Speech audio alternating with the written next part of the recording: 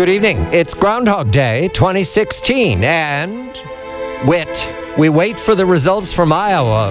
But while we're waiting, we'll review the results from Iowa 24 hours ago. That is the nature of Groundhog Day, setting aside our anxiety about the businessman from New York. Will he be triumphant? And the challenger from Florida, will he sneak into second or third? And there is Ted Cruz. We'll turn first to the flips of coins. I've been trying to reproduce, as I prepare for the show tonight diligently, my Lincoln penny. Flipping it 7 times, can I win 6 of them? And I have failed. So I welcome my colleague and friend and co-host, Larry Kudlow, CNBC and Kudlow Radio on the weekend. Larry, a very good evening to you. How is it that you can flip a coin 7 times and win 6 of them? Can you do that, Larry? Good evening to you. Good evening, John. I can't, but Clintons can, because Clintons can do anything when it comes to rules or breaking the rules. The whole story is extraordinary. I mean, Hillary Clinton has this massive organization, a huge ground game.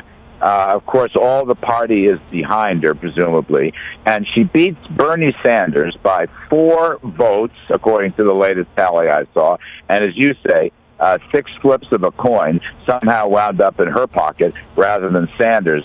But I'll tell you this, this is a real bad night for her. Anybody that saw her so-called acceptance speech last night, she was shrieking. It was reminding me of Howard Dean years ago, the former governor of Vermont when he ran. She was shrieking. She was completely off bounds.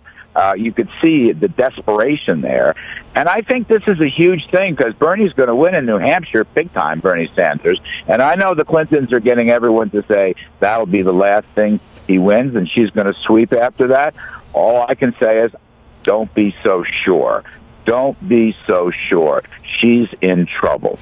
We're going to speak to the Republicans, but we're concentrating on the Democrats first because it occurs to me, reading the reports, that is Groundhog Day. I get to read about Iowa the day after Iowa, and we'll have the vote again tonight. It occurs to me, Larry, that the Democrats are in shakier condition tonight than the Republicans, who have some healthy candidates, whereas the question is, do the Democrats at this point have a candidate that can count on? What's your measure tonight, Larry? Well, I think you're right. I mean, Republicans do have a flock of very good candidates. We'll get to that. But, I think last night's results for her, tremendous wake-up for the Democratic Party. My hunch is, in official Democratic circles in state after state, there's something near panic right now when they realize what's going on. Bernie Sanders, this guy, he's there. He's getting the votes of young people. Hillary, yesterday's news, looking awful, sounding awful, no real message particularly. So, yes, who are they going to go to? It's a little late in the game, all right, for a Joe Biden or an Elizabeth Warren. I mean, they're stuck here. They're stuck with a very thin bench. And I think that the Dems are probably just scratching their heads. What are we going to do? What are we going to do? We welcome our colleague, Bill Whalen of the Hoover Institution. He's traveling. And, Bill, a very good evening to you. Monica Crowley dubbed Bernie Sanders the Lenin of Brooklyn today. So, your measure of the results from Iowa, did the Lenin of Brooklyn do well, or did Secretary Clinton do poorly, except for those flips of the coin, of course? Good evening to you, Bill. I have to explain what Lenin of Brooklyn means, but look, Bernie was down by 30 points in Iowa at one point, and he finished, as Larry mentioned, just a couple of votes behind, 0.2%, whatever number you're looking at. So, yes, he overachieved, which is the best way to look at Iowa, who underachieved and who overachieved. And, yes, he's probably going to take her down to New Hampshire by double digits as well. I'm not sure how far he goes forward. But he's tapped into something. What has he tapped into? 2 things. Number one, judging by the Iowa Democratic electorate, there are vast numbers of Democrats who feel that, A, the Obama presidency has not been sufficiently liberal. You can believe that. B, about 40% of the Democrats who voted describe themselves as socialists. The party has moved to the left since Obama's been in office. Hillary Clinton cannot move to the left to be elected nationally. She has to move to the center. So what does she do? Point number one. Point number two, Bernie Sanders, as wackadoodle as his politics may be, we are not a socialist country, despite what he may think.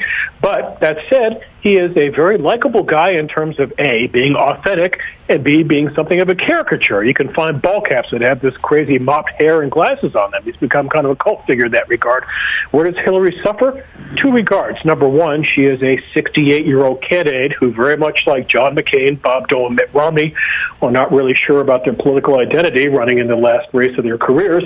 But number two, she's just not likable at the end of the day. And I don't know how you solve that problem. And you know what else, Bill, occurs to me in terms of underneath these elections yesterday, underneath it, the undercurrent, the economy. Let me just come back to that old bugaboo, the economy. Bernie Sanders is a left-wing populist tapping into a vein of great uncertainty and even crankiness. The heart of the Democratic Party used to be middle-income working folks. If that's still the case, they're in a bad mood. They're in a very bad mood. Now, is his way out the best way out? Maybe they'll come to their senses and realize that the state-run economy doesn't work. But I'll say this. Hillary is clinging to Obama's coattails. Obama is responsible for the economy. The numbers in the economy are coming in worse, not better, less than 1% GDP. We could be on the front end of a recession. And the Democrats are going to get nailed by this again and again. It's up to the GOP to come up with a strong, positive growth message. But this is part of the problem. Hillary's for Obama, Bernie's for socialism, and I think the Democrats come up empty. No, I'd agree it's a problem. For those of you who grew up learning how to drive on the East Coast or in wintry conditions, you were told that when you hit a patch of ice, you turn with the skid, not against it. Hillary's campaign hit a skid. Her numbers started to decline. She struggled. And what did she do? She didn't turn with the skid. She turned against the skid. She embraced Barack Obama. She's now running as the third term of Barack Obama. It worked gangbusters for Hoover in 1928. It worked wonderfully for George H.W. Bush in 1988. And I would argue that it's probably a once-in-every-60-year solution. So it'll probably work wonders for the candidate running in 2048. But this president's at about 44% in terms of job approval. The right track, wrong track numbers are horrible against Obama in that regard.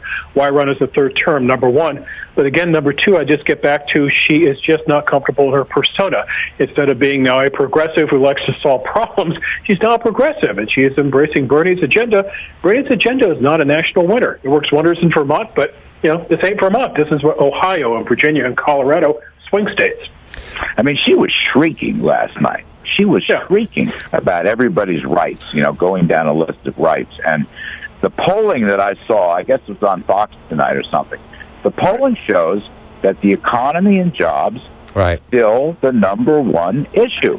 And as I said before, you not only have a shaky stock market, but in terms of, ordinary working folks, it's not happening. There's no wage increases.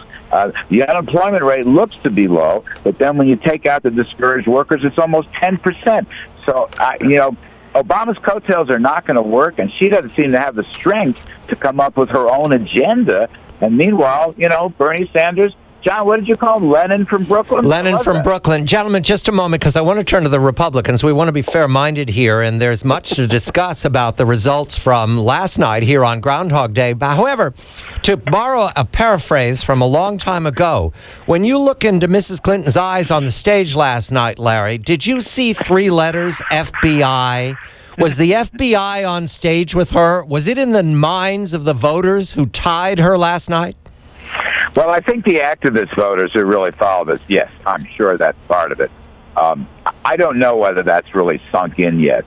I mean, if there's one piece of evidence that would, say that corporations doing business with the Clinton Foundation, with the State Department and giving money to the Clinton Foundation, or the national security issues of top secret, if there's one clear piece of evidence that comes out, she's just going to be in terrible, terrible shape. So it's probably in the back of their minds. But, the Republicans come out of yesterday, in my opinion, showing a lot of strength from different channels. And we'll see how it plays out as we discuss this. But I just think that right now the GOP is in the driver's seat. And it's really maybe not only because of the GOP. I think it's because of Hillary. I just think the Democrats bet on her, and now all of a sudden it looks like a really bad bet. Larry Kudlow, CNBC and Kudlow Radio on the weekend, and Bill Whalen of the Hoover Institution, who has a piece up on Fox News right now about the Republicans and the results from Iowa, this being Groundhog Day. We're going to go over those results, but we're going to key on the senator from Texas, the winner in Iowa. I'm John Batchelor. This is The John Batchelor Show.